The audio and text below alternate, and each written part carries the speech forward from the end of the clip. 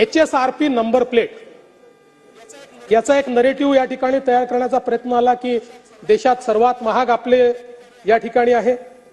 खरं म्हणजे या संदर्भात आपल्यालाही कल्पना आहे की सुप्रीम कोर्टाचे आदेश होते, त्या आदेशाप्रमाणे आपल्याला खरं म्हणजे यापूर्वीच हे करायचं होतं। शेवटी कंटेम झाला, कंटेम नंतर आपण हे केलं।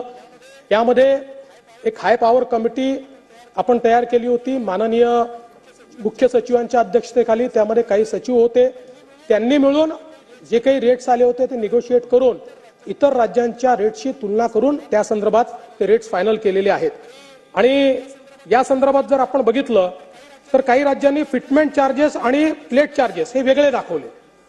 महाराष्ट्रामध्ये आपण हे सगळे एकत्रित केलेलं आहे।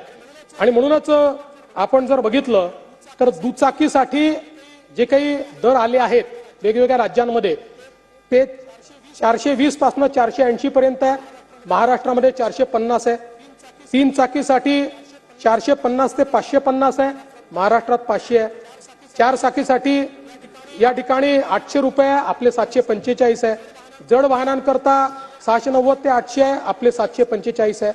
मी मुद्दाम काही राज्यांच्या रसीद घेऊन आलो आहे, म्हणजे हे सगळे रिसीट घेऊन आलो आहे, म्हणजे जे आपल्याकडे इन्क्लूड आहे त्याचे इन्क्लुडिंग रिसिप्ट आहे।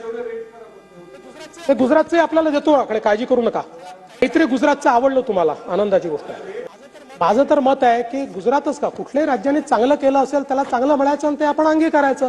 त्यात आपल्याला वाईट का वाटायचं? आपण पाकिस्तानचं थोडी पाहतोय की आपल्याच देशातले राज्य आहेत।